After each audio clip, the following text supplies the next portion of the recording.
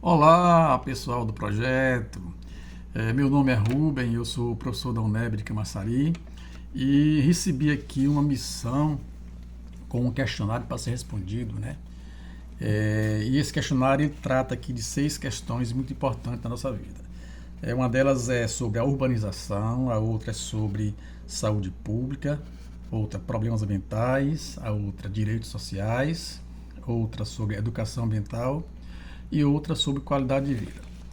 Cada uma dessas questões se desdobra, né, em outra ou outras aqui. E eu vou começar pela primeira, certo? Então a primeira questão que vocês colocaram aqui diz o seguinte, é sobre urbanização. Como o processo de urbanização rápida afeta os ciclos naturais do solo e da água em áreas metropolitanas? E quais são as consequências ecológicas desse impacto? Então, vamos por parte, né? Nós temos 3 partes aqui para responder. Primeiro é sobre o solo. Então, o impacto sobre o solo, todo mundo sabe que com as construções, o asfalto, o concreto das cidades, né, o solo fica impermeabilizado. Isso faz com que aconteça as enchentes nas cidades, né, porque a água não tem para onde se infiltrar. Isso acontece também o deslizamento de encostas, né, porque essas construções de forma indevida em locais que não era para ser construídos são construídos, né, e aí também ocorrem os deslizamentos e muitas mortes já ocorreram por conta disso. O impacto no ciclo da água. Bom, o ciclo da água está muito relacionado com, nesse caso aí da urbanização, com a alimentação do lençol freático, né? Então, se não ocorre a infiltração, então não acontece a infiltração do lençol freático, essa água acaba ela se desviando e entrando, caindo em córregos, rios, né, indo diretamente para o mar e não alimentando o lençol freático. E também essa água ela carrega muitos dejetos, né, a poluição das cidades, né, contaminando lagos, né, rios, etc. Certo? E a terceira parte da questão fala sobre as consequências ecológicas desse impacto. Bom, muitas são as consequências, como por exemplo a perda da biodiversidade. Então, habitats naturais são substituídos, né, por essas construções, né, por áreas habitadas por homens, excessivamente exploradas. A degradação de ecossistemas aquáticos também, rios urbanos se tornam canais de esgoto, a gente está acostumado a ver, né? Rios passando dentro da cidade, que a gente nem pensa que ali é um rio, né? Na verdade, virou um esgoto. As crises hídricas, como menor descarga dos lençóis freáticos, né, como eu falei anteriormente, não são alimentados, isso são consequências ecológicas. Então, isso acaba causando um desequilíbrio nos ciclos, né, biogeoquímicos da água, que é justamente a questão dos nutrientes, né, que formam, né, a nossa água, que a água não é pura, ela não é simplesmente H2O. Então, ela é formada por muitos nutrientes e esses impactos todos acabam afetando também esses ciclos, né, dos nutrientes da água, tá bom? Então, vamos agora para a segunda questão. A segunda questão, ela é sobre saúde pública e é a seguinte: quais mecanismos biológicos e sociais contribuem para a propagação de doenças infecciosas em ambientes urbanos e como a estrutura do sistema público de saúde pode intervir para controlar esses surtos? Nossa, boa pergunta, viu? A gente dividiu ele aqui, então, em mecanismos biológicos, mecanismos sociais, né? E a questão da intervenção que vocês querem saber. Bom, os mecanismos biológicos, né, que estão envolvidos aí, seria relacionados com os vetores, né, que são vetores, são mosquitos, a proliferação de mosquitos, ratos, né, e outros, né, animais e insetos que acabam sendo esses veículos de transmissão de doenças. Mecanismos sociais, tem muita coisa, mas assim, vamos pensar naquilo que é mais direto, né? Como, por exemplo, a alta densidade populacional, que está muito relacionado com a urbanização, com a exploração excessiva do solo urbano, com muita gente indo para a cidade. Então, essa alta densidade, ela acaba afetando o contato direto dos indivíduos, né? Isso provoca digamos assim, a proliferação de doenças mais facilmente, né? Como ocorreu com a Covid-19, né? e outros vírus, a tuberculose e outras coisas que transmitem, né, entre as massas. O outro mecanismo social que a gente poderia dizer seria a desigualdade social. Então, as populações de baixa renda, elas não têm acesso a certos serviços, né, que nós, a maioria não, que uma boa parte da população mais privilegiada tem. E isso acaba provocando, né, desastres, né, como as moradias, que às vezes são, né, precárias, como eu falei anteriormente, aí, isso acaba realmente afetando as pessoas. E um outro mecanismo social seria a falta de informação. Isso aí dificulta muito na prevenção de doenças, né? Então essa falta de informação leva as pessoas, inclusive, a terem pessoas que são anti-vacinas, né? Com informações equivocadas sobre isso, né? Então isso é muito interessante também, esse mecanismo social aí que está envolvido. E agora sobre as intervenções do setor público de saúde, né? Como isso pode, digamos assim, amenizar. Olha, nós temos vários serviços, né, públicos, né, relacionados a isso. Mas um desses que estão mais diretamente relacionados seria a vigilância epidemiológica, né? Aquele pessoal da dengue que sai das nossas casas às vezes, né, procurando os insetos, o inseto, né, da dengue, por exemplo, né? O mosquito da dengue e outras mais. As campanhas de vacinação também é uma intervenção pública muito importante, e principalmente a educação em saúde, né? A formação de uma população mais consciente, uma população mais assim, digamos, mais antenada, né, com esse tipo de coisa que ocorre, nessas manipulações de informações. Então, uma população educada não iria cair nessas, digamos assim, fake news, né, que tanto ocorre hoje em dia. Bom, vamos agora para a terceira questão.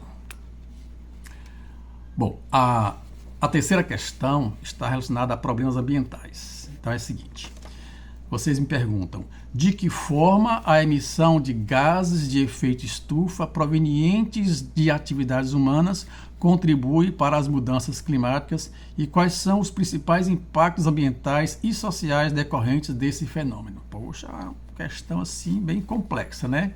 Então vamos tentar aqui por parte, né? Quando vocês perguntam de que forma a emissão ela proveniente, né, das atividades humanas, como é que ela contribui para as mudanças climáticas.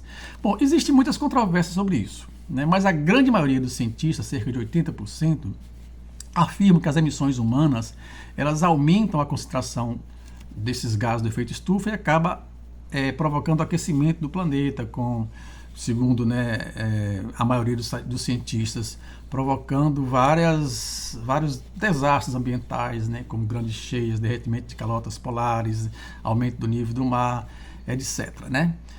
E tem uma população, digamos assim, uma percentagem de cientistas, né, que acham que não são as atividades humanas, né, que ocorre, que provoca isso, né, esse aquecimento do planeta, mas são atividades naturais. Sabendo que apenas 20% dos cientistas, mas são cientistas também que têm um peso, né, nos seus currículos, né, são grandes cientistas que afirmam isso também. Então existe uma polêmica com relação a isso, mas a unanimidade é realmente que são as atividades humanas, né? Então os impactos ambientais disso, segundo essa grande maioria, ondas de calor, desastres naturais, elevação do nível do mar, mudanças nas chuvas, né? E uma que eu acho muito importante, que é a desculpa que pelo menos uma boa parte do poder econômico usa, baseado nesses 20% de pessoas que acham que não é o homem o causador de tudo isso. Então, e aí, com base nesses 20%, o poder econômico acaba se apoiando nisso para justificar outras coisas, né, que não deveriam estar fazendo, como grandes desmatamentos de áreas e tal. Então eles acham que pode passar a boiada de qualquer jeito, né? Então é preciso ter muito cuidado quando a gente coloca essa questão, porque a gente não sabe, né, como eles vão usar essas informações. certo? Bom, os impactos sociais decorrentes disso, nós temos escassez de água e alimentos, que já ocorre em muitos lugares no planeta, né? Prejuízos econômicos diversos devido a perdas de safras, né? E pragas, grande ataque de pragas, etc. Tudo que diz, né, está relacionado com isso. Aumento das desigualdades sociais, isso aí é algo que, para mim, é uma das coisas mais graves que existe dentro dessa questão ambiental, porque o pobre, né, ele acaba explorando excessivamente o seu ambiente para sobreviver, e ele não tem culpa. Então a culpa estaria, digamos assim, no sistema econômico mesmo, que provoca essas desigualdades. Então a desigualdade social é um grande impacto, né, que proveniente dessas coisas todas aí que a gente está falando, ok? Bom, vamos agora para a quarta questão. A quarta questão fala de direitos sociais. É a seguinte: como a garantia dos direitos sociais influencia os determinantes sociais da saúde e qual é o papel das políticas públicas na redução das desigualdades em saúde? Bom, então a gente dividiu essa resposta aqui em direitos sociais, quando os direitos sociais são assegurados, e o papel das políticas públicas. Bom, primeiro vamos ver quais são esses direitos sociais. Bom, saúde, educação, moradia, alimentação, saneamento, água potável, tudo isso são direitos sociais, são determinantes sociais chamados da saúde, né? Então, a garantia desses direitos reduz a exposição da população a riscos, né? Então, isso é muito importante que a gente observe, certo? Agora, como, né, que é outra parte da pergunta aqui, como a garantia desses direitos sociais são assegurados? Bom, como melhora-se o acesso a serviços de saúde e informação, reduz-se doenças relacionadas à pobreza, como, por exemplo, diarreia, cólera, tuberculose, né? E também aumenta-se a expectativa e qualidade de vida das pessoas, certo? E a outra parte da questão é qual o papel das políticas públicas, né, nessa área aí, né? Bom, a política pública ela é importante porque ela é quem investe na educação básica, que dá atenção à saúde, né, que trata das pessoas através do sistema público de saúde, que é o SUS no Brasil, que é muito importante, é um dos mais importantes sistemas de saúde do mundo, um dos maiores, né? Outro papel das políticas públicas está em universalizar o acesso a saneamento básico, que é algo assim que metade da população não tem, apesar da gente pensar que todo mundo tem, não tem, certo? Então isso é papel também das políticas públicas. E um outro papel importante das políticas públicas para reduzir esses problemas é a questão da desigualdade. Então reduzir a desigualdade através de programas sociais que ajude as pessoas a melhorar de vida, né, como Bolsa Família, por exemplo, né?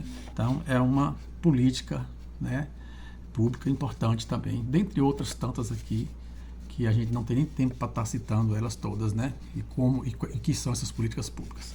Vamos agora partir para a quinta questão.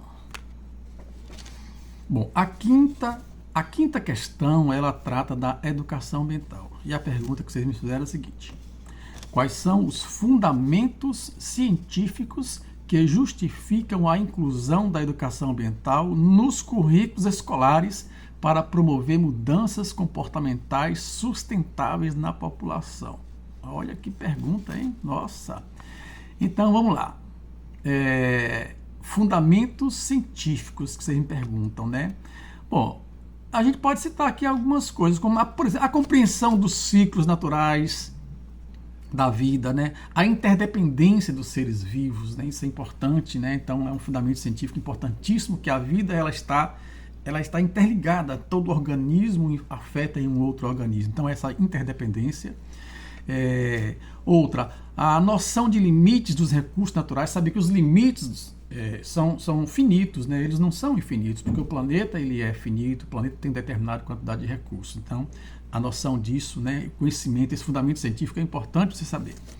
Um outro seria entender Existem diversos, mas assim, peguei os principais e eu acho isso aqui muito interessante. Entender a questão ambiental em seus diversos aspectos. Isso é um fundamento científico muito importante. O que é entender a questão ambiental em seus diversos aspectos? É saber que a questão ambiental, ela não é apenas ecológica, não é apenas o verde, a água, né?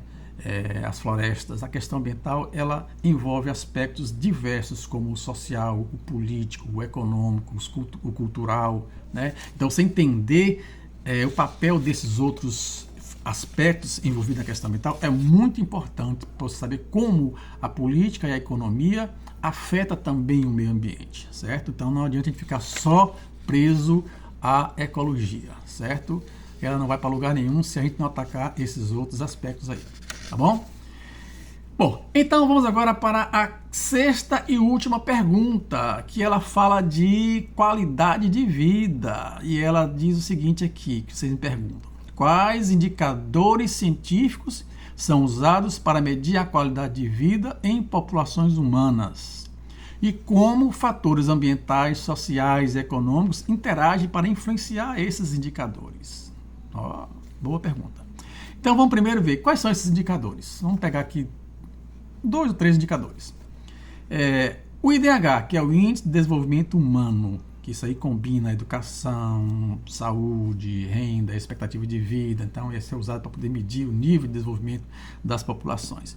Um outro indicador é o Índice que mede a pobreza, Índice de Pobreza Multidimensional, IPM chamado, né? Que mede o padrão de vida das pessoas. Então, é um índice importante. E um outro seria, digamos assim, a expectativa de vida ao nascer, certo? Acesso a saneamento básico, taxa de mortalidade infantil e dentre outros aqui, vários indicadores. Agora, a outra parte da pergunta é como interagem para influenciar, né, nos aspectos sociais, econômicos e ambientais. Bom, como interagem? Nos fatores ambientais, através da poluição, né? Acesso a áreas verdes, ar puro. Nos fatores sociais, está ligado mais uma vez à educação, à segurança, ao bem-estar, à renda das pessoas. E outra que vocês me perguntam aqui, nos fatores econômicos. Os fatores econômicos através do emprego, da renda, da estabilidade financeira, da renda mínima e digna para você satisfazer as suas necessidades básicas, né, de sobrevivência. Bom, basicamente é isso aí, as 6 questões que vocês me fizeram, resumidamente, né? Deu esse videozinho aí de 17, 18 minutos, né? Eu agradeço muito pela participação nesse projeto, certo? E sucesso, tá ok? Mais uma vez, então, obrigado.